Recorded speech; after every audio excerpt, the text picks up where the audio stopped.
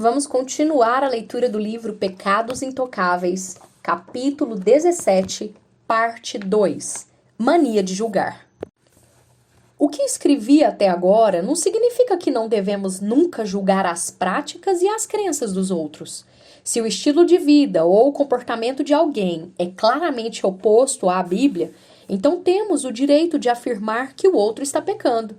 Algumas práticas são abertamente condenadas pela Bíblia. Veja, por exemplo, a descrição que Paulo faz em Romanos 1, do verso 24 ao 32. Da escorregadela moral para uma depravação absoluta. Ou leia sua descrição sobre as obras da carne, conforme Gálatas 5, 19 e 21, ou as características dos últimos dias, conforme 2 Timóteo 3, do 1 ao 5. Essas práticas são claramente pecaminosas. Quando as julgamos dessa forma, estamos simplesmente concordando com a Bíblia. É a Bíblia que está julgando, não nós. Apesar disso, talvez pequemos mesmo, julgando de acordo com a Bíblia. Pecamos se julgarmos com superioridade, aspereza ou espírito de censura. Pecamos se condenarmos os pecados obviamente flagrantes dos outros, sem reconhecermos, ao mesmo tempo, que continuamos pecadores diante de Deus. Um dos maiores objetivos desse livro é nos ajudar a pôr um fim nisso. Crítica doutrinária. Outra área em que escorregamos facilmente no espírito crítico é a que envolve diferenças doutrinárias. Muitos cristãos não têm problemas nesse aspecto porque, aos seus olhos, doutrina não é importante. Quando firmei minha posição contrária contra o teísmo aberto, a crença de que Deus não conhece nem pode conhecer o futuro, um amigo me respondeu: por que perder o sossego com picuinhas? Vamos simplesmente amar Jesus e viver em paz uns com os outros. No entanto, a maioria de nós sabe que a doutrina é importante. Por acreditarmos nisso, caímos facilmente no pecado da crítica. Por exemplo, a doutrina da morte expiatória de Cristo por nossos pecados e a doutrina complementar da justificação pela fé nele são vitais para mim. Em doutrinas como essas, sou categórico e aviso. Não abro mão. Nem mesmo um dedinho e ponto final. Contudo, alguns escritores e professores que se consideram evangélicos negam a morte expiatória de Cristo.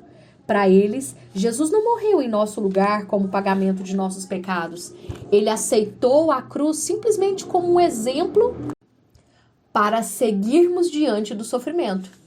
Outros subestimam a morte de Jesus na cruz e afirmam que não devemos nos concentrar na cruz de Cristo, mas em sua vida e seguir seu exemplo. Sempre que o tema de meu ensino ou palestra me permitir, discordarei desse pessoal. E acho que estou certo em agir assim. Contudo, confesso que algumas vezes caio no pecado da crítica. Discordo tanto do que estão ensinando que chego a dizer que estão com o diabo no corpo. E acho que não sou o único culpado desse pecado. Já observei isso acontecer entre outros grupos de nossa comunidade evangélica. Por acreditarmos tanto na importância da sã doutrina, acabamos nos tornando supercríticos das pessoas de quem discordamos. Devemos expressar nossas divergências sem, contudo, destruir a reputação do semelhante. Espírito crítico. De vez em quando, quase todo mundo cai no pecado do julgamento. Todavia, muitos dentre nós vivem julgando os outros. Essas pessoas têm o que chamo de espírito crítico. Procuram e acham erros em todos e em tudo. Não importa o tema da conversa. Pessoa, igreja, evento, qualquer coisa. Acabam falando de modo depreciativo. Encontro muita gente assim. E esse encontro não é nada agradável. Mencionei em outros capítulos que alguns dos nossos pecados aceitáveis, tais como egoísmo, impaciência e ira, geralmente se manifestam com mais liberdade junto à família do que em público, especialmente o público cristão. A mesma coisa acontece em relação à crítica. Um cônjuge, seja o esposo, seja a esposa, talvez viva encontrando defeito no outro, ou em um ou mais dos filhos. A pessoa que vive sendo criticada passa a achar que nunca faz nada direito. Um amigo, criado num lar cristão de classe média alta, contou-me que seu pai era super crítico, especialmente em relação à filha do meio. Aos poucos, a menina se tornou uma pessoa que não conseguia fazer nada direito. Pelo menos é o que qualquer um pensaria ao ouvir as repreensões severas que o pai lhe fazia. Entretanto, quanto mais ele criticava sua postura, mais ela se encurvava. Quanto mais ele a criticava por não olhar no rosto das pessoas, mais os olhos da garota se fixavam no chão. Se o menosprezo recorrente do pai para o próprio bem dela deu algum resultado, foi transformar em realidade as críticas dele. A menina entendeu as críticas constantes do pai como rejeição e passou a se ver como uma rejeitada. Ao se tornar adulta, sua prioridade maior foi correr atrás de quem a aceitasse, e os amigos logo descobriram como tirar vantagem de sua necessidade de ser aceita. No leito de morte, o pai reconheceu seu pecado e, em prantos, se arrependeu de ter criticado tanto a filha. Mas era tarde demais. Ninguém sabia, mas ela havia se tornado promíscua e viciada em cocaína. Esse é um exemplo drástico da natureza destruidora do espírito crítico e julgador. Estamos cercados de evidências da malignidade desse pecado. Dizem que são necessários 7 elogios para que os resultados de uma crítica sejam desfeitos. Assim, vamos dar uma boa examinada em nós mesmos. Melhor ainda, vamos nos colocar sob a lupa dos outros. Temos um espírito crítico exacerbado? Vivemos descobrindo defeitos nos outros, especialmente em nossos familiares ou membros de nossa igreja? Acho que alguns dos meus amigos mais queridos irão discordar de algumas coisas que escrevi neste capítulo. Para muitos, a roupa que usamos na igreja ou o tipo de cântico que entoamos não é questão de preferência. Para eles se trata de convicção. Respeito a opinião deles e não quero, de jeito nenhum, mudar suas convicções. Gostaria de ser como Paulo, que tomou uma decisão parecida em relação aos assuntos que causavam divisão entre os cristãos de Roma. Ele não tentou mudar a cabeça de ninguém quanto ao que deviam comer ou quanto aos dias que consideravam santos. Pelo contrário, Paulo afirmou: cada um esteja inteiramente convicto em sua mente, conforme Romanos 14:5. Tal afirmação incomoda muitos de nós.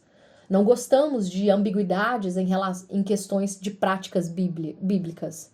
É difícil aceitarmos que a opinião de uma pessoa seja diferente da nossa e que, mesmo assim, nós dois somos aceitos por Deus.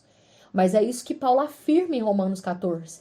E se levarmos Paulo a sério e defendermos nossas convicções em humildade, evitaremos o pecado de viver julgando os outros.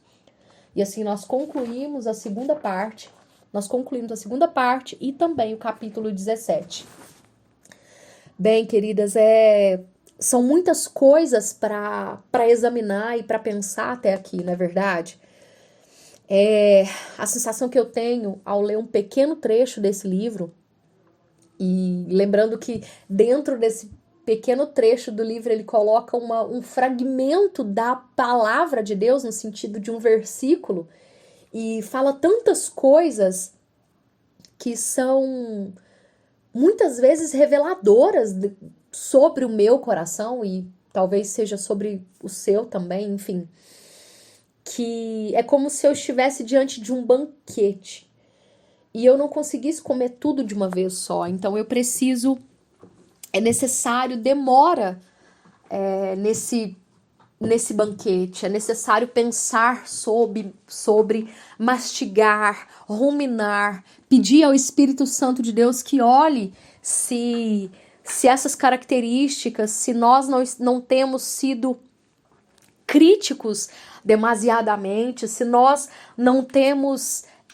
desencorajado, desestimulado, ainda mais no nosso ambiente familiar, no contexto de igreja, enfim.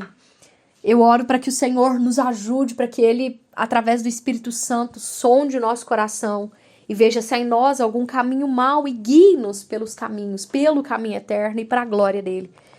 Eu espero e oro que você esteja sendo tão edificada e relembrada e e o Senhor esteja revelando tantos pecados sutis ou algum pecado sutil que possa haver na sua vida, como Ele tem feito na minha. Deus abençoe você e ressalto mais uma vez, se você puder, adquira o exemplar.